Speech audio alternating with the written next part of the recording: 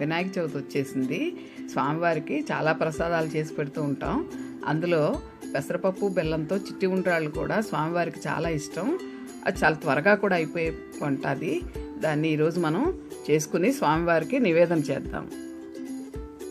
కావలసిన పదార్థాలు: పావు కప్పు పెసరపప్పు, అరకప్పు బియ్యపిండి, అరకప్పు తురిమిన బెల్లం.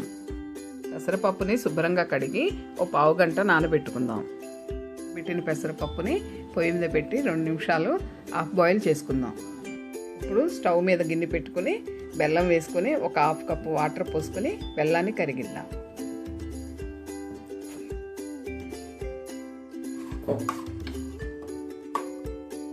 ఇప్పుడు ఒక ప్లేట్లోకి వరిపిండి తీసుకుని దీనిలో 1 స్పూన్ నెయ్యి వేసుకుందాం. తీపి కోసం చిటికుడు బెల్లం కూడా వేసుకుందాం. కొంచెం కొంచెం వాటర్ పోసుకుంటూ చపాతీ ముద్దలాగా కలుపుకుందాం.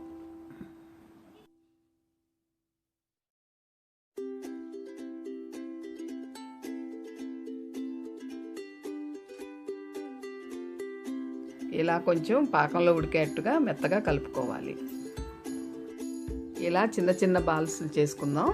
పాకంలో వేసినప్పుడు కొంచెం పొంగుతాయి.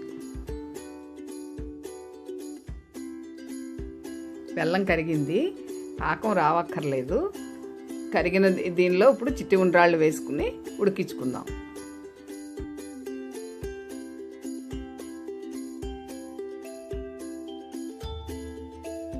ఒక్కసారి వేస్తే కలిసిపోతాయి కనుక కొన్ని కొన్ని యాడ్ చేసుకుందాం. ఇప్పుడు ఉడికిన పెసరపప్పును కూడా వేసుకుందాం.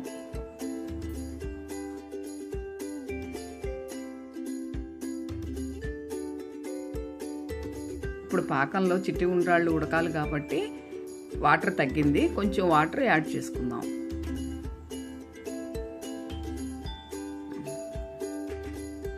ఇలా ఉడికిన ప్రసాదంలో యాలకుల పొడి, కొబ్బరి పొడి జల్లుకుందాం.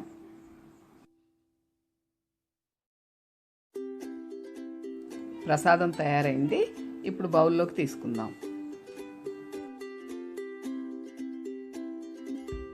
బొజ్జగణపయ్యకు చిట్టి ఉండ్రాళ్ళ ప్రసాదం కాస్త నెయ్యి వేసి నివేదన చేద్దాం.